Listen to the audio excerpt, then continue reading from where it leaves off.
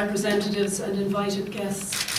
It gives me great hope and strength to see you all here today and join with you in the launch of Safe Ireland's second census study of domestic violence in Ireland, undertaken on the 4th of November 2009, simply and powerfully entitled In Just One Day. This study is so important to our continued fight against domestic violence that I cannot imagine moving forward without it. There is no other organisation better placed to carry it out. Safe Ireland is the national representative organisation for domestic violence services in this country. So if anyone knows and understands the landscape of these issues, Safe Ireland and our 41 member organisations do. As well as this knowledge is the innovative way that Safe Ireland goes about reaching our objectives. One of Safe Ireland's top priorities is the creation of knowledge amongst its members and the wider community, and the creation of safe spaces in which to discuss and take forward that knowledge, whether that space is refuge, inter-member and agency, discussion or public gatherings such as this. In fact, here we are today in this estimable building, at one time only for the privileged few, talking freely and openly with each other about one of the most debasing and still to some extent hidden and unmentionable crimes that is occurring in the very heart of our communities. This is how far we have come.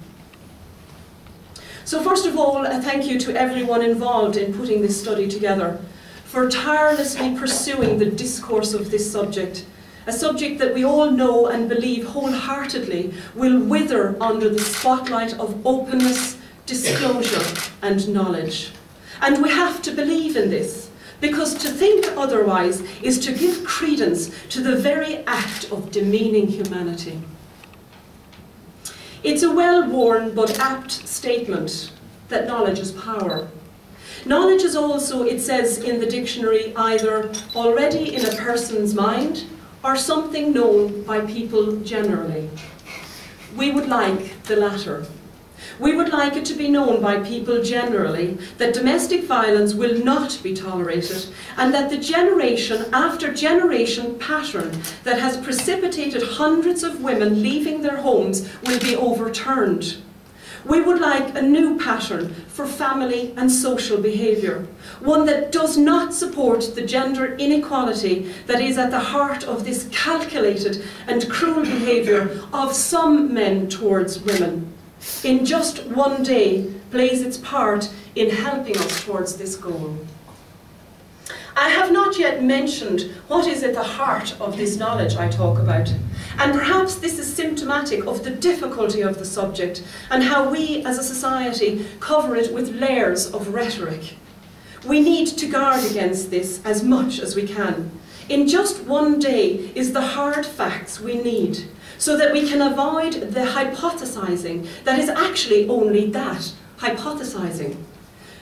Nothing other than these hard facts, provided by the women and children themselves, will do. Without them, we are powerless. They are the knowledge itself.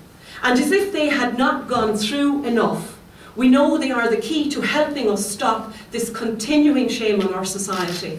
For that reason, we are humbled by and grateful to them. And by them, I mean the women and children who have disclosed their suffering.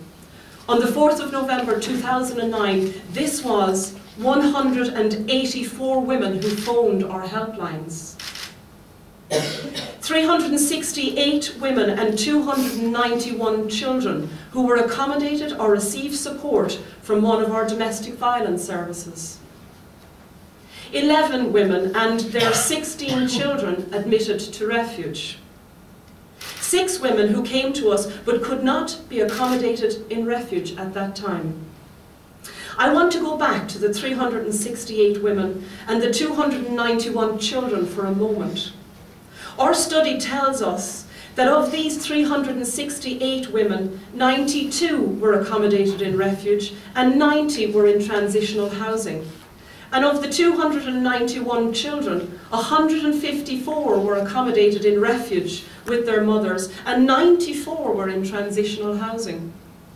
Can you imagine 182 women and 247 children suddenly moving into your neighbourhood? I'm sure you would notice. This is an astounding number of people needing a vast amount of space in which to live. And this is only the day's fallout from the horrific crime that is domestic violence. If only we could move them into our neighbourhood. If only we could give them a safe neighbourhood where they could gain the strength they needed to start to rebuild their lives. We want openness and freedom for these women and children. The bolder we are when speaking of this, the greater our belief in openness can become, because we will hear our voices louder, and the greater our chances will become of success in social change. Belief and integrity in that belief will lead us forward.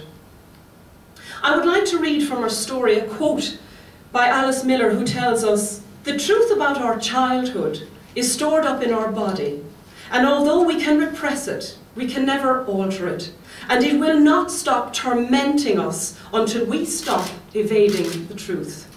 This is the one reason why our belief in knowledge and disclosure is the only way forward. We want to stop the corruption of young, innocent spirit.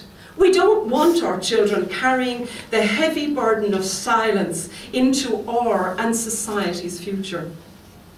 We want as much talking as possible.